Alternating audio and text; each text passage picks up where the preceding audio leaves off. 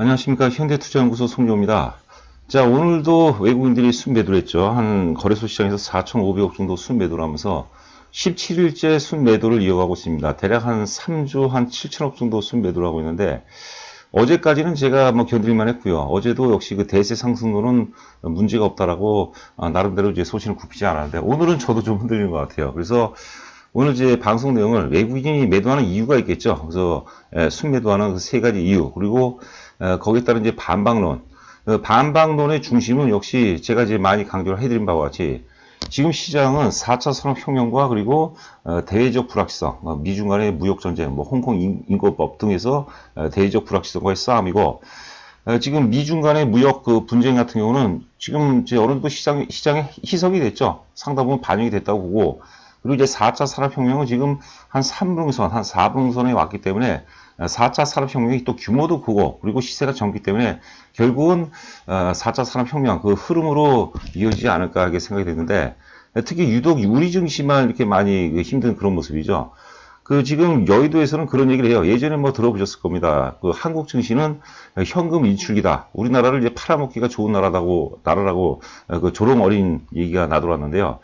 일단은 이제 제가 이제 많이 쓰는 얘기가 하락이라는 것은 이제 상승 파동의 에너지원이라고 봐야 되겠고요. 그리고 어제도 강조한 바와 같이 이미 주 매도 세력은 지난주 수요일하고 목요일날 이틀 투매로해서 상당 부분 소멸이 되고, 그 오늘 하락도, 어제에서 오늘 하락도 일단 그 투매 이후에 어떤 그 여진 과정이다 이렇게 해석을 하시는 게 좋을 것 같아요.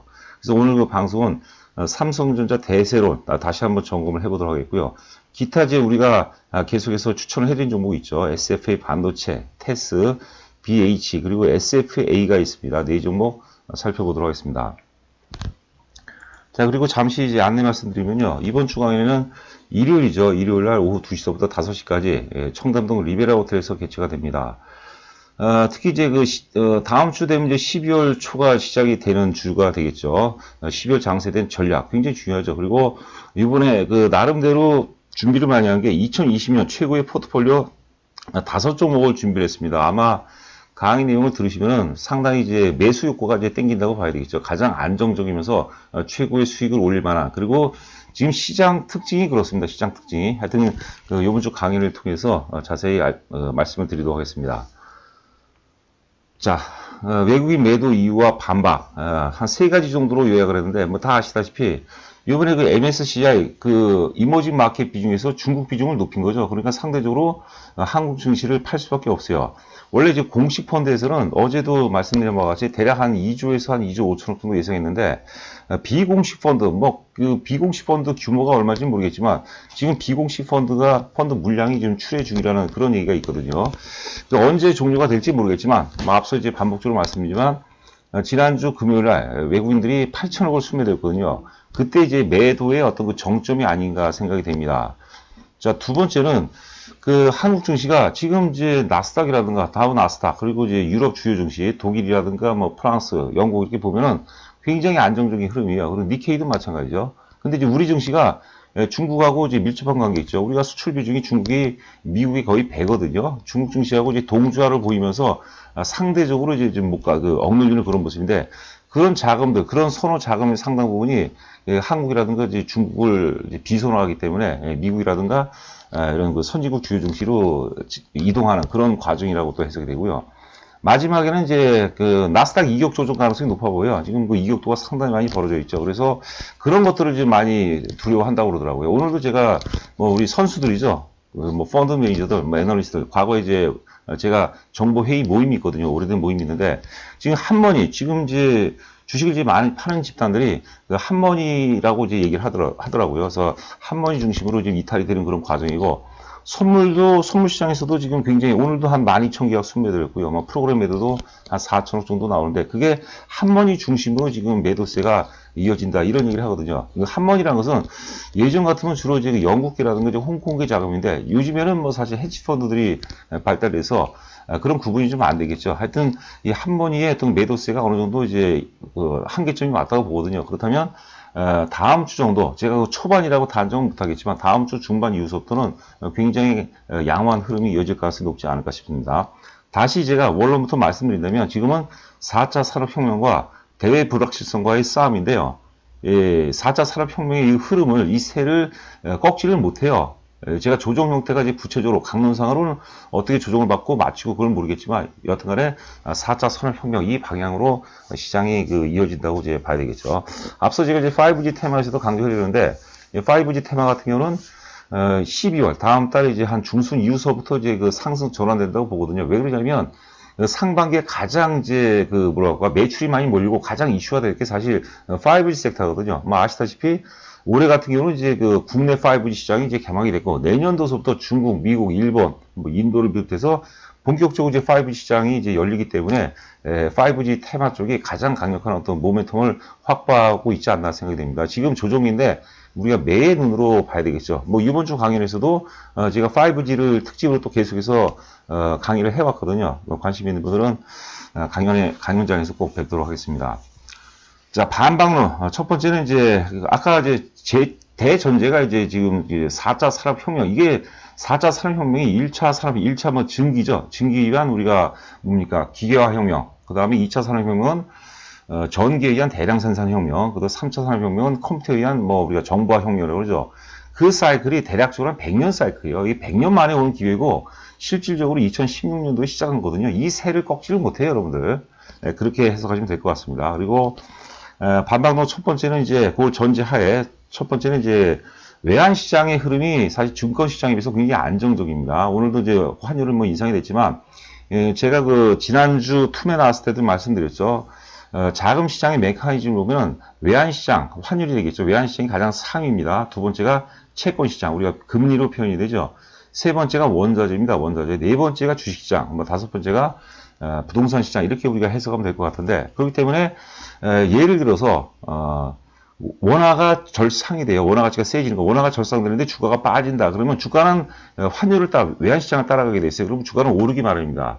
거꾸로 원화가 절하, 즉 환율이 인상되는데 주가가 올라요. 그러면 결국 주가는 환율에 반영이 되기 때문에 환율을 따라가죠. 그럼 주가가 빠지게 돼 있습니다. 지금 그러면 상위 구조인 외환 시장이 안정돼 있거든요. 그러면 주식시장도 바로 회복될 가능성이 높다고 보는 거죠. 그거는 이따 우리가 그림을 통해서 다시 한번 확인을 해보도록 하겠고요. 그리고 이제 항상 클라이막스라는 게 있습니다. 뭐 앞서도 얘기했지만 지난주 금요일날 외국인들이 거래소 시장에서 8천억을 순매도했거든요. 그게 매도의 이제는 정점이라고 생각하는 거죠. 그 다음에 이후에 오늘도 4,500원이면 굉장히 많이 팔았지만 여진이라고 해석하는 거예요. 우리가 길게 놓고 보면 사실 2, 3일 정도 더 빠지는 거는 의미가 없거든요. 뭐 그런 식으로 우리가 어떤 승자적인 그런 관점으로 시장을 좀 바라봐야 되지 않을까 싶고요. 그리고 아울러서 뭐 아시아 증시네, 아시아가 아니죠. 이건 전 세계 증시의 삼성전자의 비중이 있어요. 지난번에 제가 한 달여 전인가요? 인터브랜드라는 브랜드 평가회사가 있습니다. 미국에. 삼성전자가 브랜드 평가 6위를 차지했어요. 제가 이제 뭐 습관처럼 많이 말씀드린 게 시장의 절대 권력, 시장의 모든 권력은 삼성전자로부터 나온다고 말씀드렸죠. 지금 외국인들이 삼성전자 많이 팔았거든요. 그런데 그 성격이 앞서 얘기한 대로 한머리적인 성격이 좀 있다고 얘기했어요. 그렇다면 이 삼성전자를 다시 채워놓을 수밖에 없어요, 여러분들. 그런 환경이라고 이제 보는 거죠. 그래서 삼성전자 쪽으로 다시 이제 외국인 매수가 유입될 가능성이 높다. 이렇게 해석을 하시면 될 것 같습니다. 자, 그리고 참, 오늘 제 방송 처음 들으신 분들은 구독과 좋아요 당부드립니다. 이렇게 어려울 때 구독과 좋아요는 저에게 많은 힘이 됩니다. 자, 이게 이제 $1 환율인데요. 월봉입니다, 월봉. 보면은 원화가 상승되고 원화가 하락이 된 거죠. 즉, 원화 가치가 하락, 원화 가치가 하락, 절상이죠. 이거는 절상이고, 원화 가치가 하락이죠. 환율 인상이죠. 그런데, 이 마지막 부분 보면 이제 상승 충격 1파, 2파, 3파, 4파, 5파인데 마지막에 5파동 마지막에서 이게 확률이 굉장히 높아요. 여러분들 신뢰도가 굉장히 높습니다. 이 소멸 갭이 발생돼 소멸 갭. 마지막 이제 뭐랄까 오버슈팅이죠. 오버슈팅은 거품이 대단히 끼기 때문에 깨지게 마련입니다. 그래서 소멸 갭이 발생되면서 깨버렸어요, 당장. 그리고 요번에 이제 뭐 글로벌 불확실성, 외국인들의 어떤 집중 매도로 인해서 다시 원화 가치가 떨어지는 거죠. 환율 인상이 된 거죠. 1차 저항선이 대략적으로 달러당 1183원 혹은 1188원.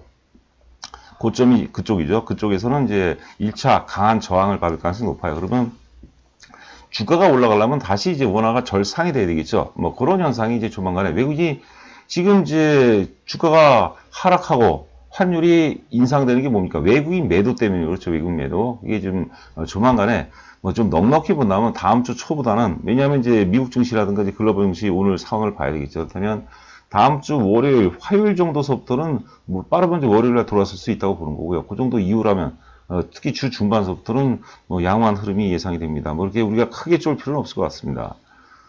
자, 삼성전자 대세로 여러 번 말씀드렸는데, 여하튼 간에 한번, 특히 이제 방송을 처음 들으신 분들을 위해서 다시 한번 복습 차원에서 보도록 하죠.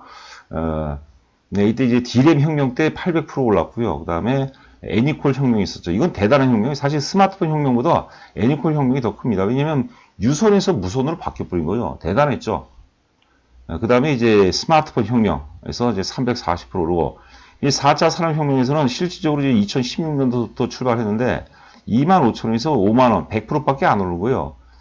저는 그러니까 10만원 혹은 그 이상도 당연히 봐야 된다고 보는 거죠. 왜?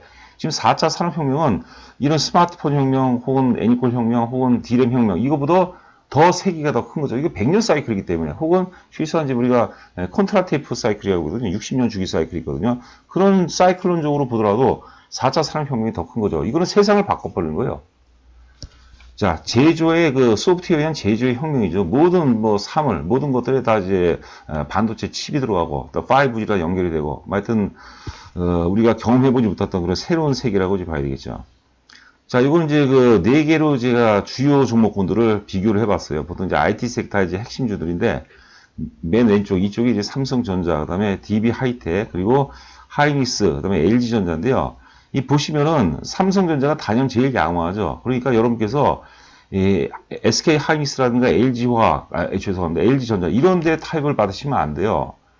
이 4차 산업혁명은 양날의 칼이에요. 1등 기업한테는 어마어마한 기회를, 어마어마한 보상을 제공하지만 후발업체들은 결국은 정점 위에는 소멸되기 마련입니다. 물론 여기는 이제 DB 하이텍인데, DB 하이텍이 이제 파운드리에 특화가 된 기업이죠. 그러니까 보통 주가가 올라가려면 흐름이 중요하죠. 그 시대적 흐름.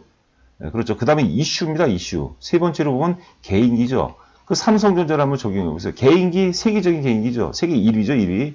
그 다음에 흐름 4차 산업혁명 맞죠. 그 다음에 뭐 어떤 4차 산업혁명이 계속 이슈화가 되는 거죠. 이 DB하이텍은 흐름이 좋은 거예요. 개인기는 좀 떨어져요. 개인기는 떨어지는데 흐름이 맞고 이슈에도 맞는다고 그런 거죠. 자, SK하이닉스라든가 LG전자 같은 경우는 올라기는 오르겠죠. 같이 올라가면. 그러나 삼성전자가 그래서 100% 올라갈 때 얘네들은 반도 못 가요, 제대로. 빠질 때는 훨씬 더 많이 빠지죠. 명심하시고 또 명심하시기 바랍니다.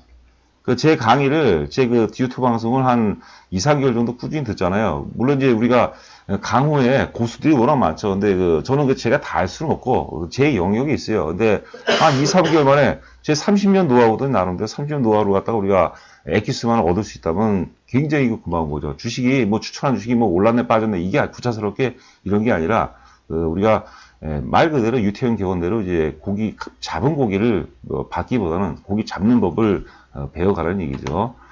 자, 맨 왼쪽이 이제 SFA 반도체, 그 다음에 테스, SFA, 뭐 같은 계열이죠. 그 다음에 BH 하나씩 살펴보고 방송 마치도록 하겠습니다. 자, 먼저 SFA 반도체 보죠. 뭐 제 유튜브 방송을 들으신 분들은 아시겠지만, 제가 IT 섹터 중에서는 삼성전자는 우리가 큰 아버지 격이고, 큰 형님뻘이고, 그 다음에는 제가 SF 반도체가 가장 좋다고 했어요. 삼성전자와 흐름을 함께 하는 겁니다. 흐름을. 오늘도 뭐 이렇게 열악한 환경 속에서 나름대로, 굉장히 양호한 모습을 보였어요. SF 반도체는 여러분들 매수 관점이에요, 매수 관점. 자, 하여튼 부연 설명을 드린다면, TSMC죠. TSMC가 이제 삼성전자 시가총액을 넘어섰는데, 제가 이제 어떤 걸 연구했냐면 TSMC가 오를 때 가장 많이 오른 종목들을 봤거든요. TSMC보다 수익률이 훨씬 더 많이 났죠. 보니까 팹리스 회사들, TSMC는 이제 파운드리고요. 팹리스, 그 다음에 반도체 후공정 중에서도 패키징 회사들이 제일 많이 올라갔어요. 여러분들 명심하시기 바랍니다. 자, 본 김에 이제 SFA 보죠. 자, SFA는 뭐 야방 같은 주식이죠. 여러분들 명심하시기 바랍니다. SFA는 이제 SFA 반도체 모기업이죠. 얘가 이제 왜 못 오르냐면은 얘는 상대적으로 안 빠졌어요. 지루한 기간 중이 지속되는데 역시 삼성전자를 사기가 좀 부담된다. 이런 분들은 당연히 이제 SFA를 사야 되겠고, 특히 내년도는 OLED 디스플레이 관련해서 굉장히 어떤 모멘텀이 발생될 가능성이 높다. 이렇게 보시면 될 것 같아요. 그 다음에 테스를 보죠. 테스.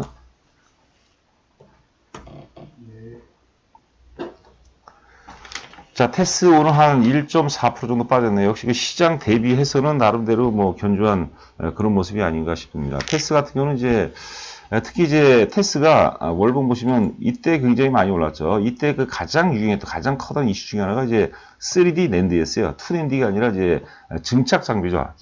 테스는 이제 증착 장비 업체죠. 그리고 지금 이제 흐름은 지금 D램 같은 경우는 이제 아직까지 바닥을 헤매고 있지만 낸드 플래시 같은 경우는 지금 바닥을 통과했다고 그러죠.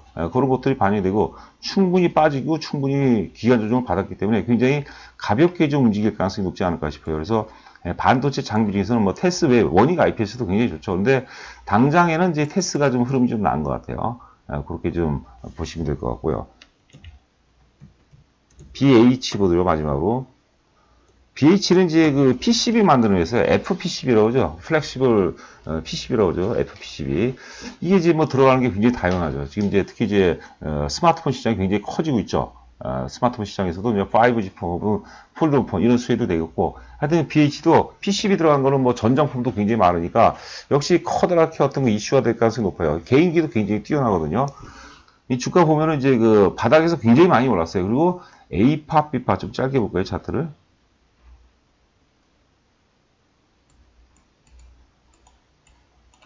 아이고, 잘 안 되네. A파, B파, C파에서 가격 조정이 끝났다고, 가격 조정이 어느 정도 마무리 시점이라고. 제가 어제도 말씀드렸지만, 이거는 좀 이르다고 얘기했어요. 왜냐면, 가격 조정이 옆으로 세워놔야 되거든요.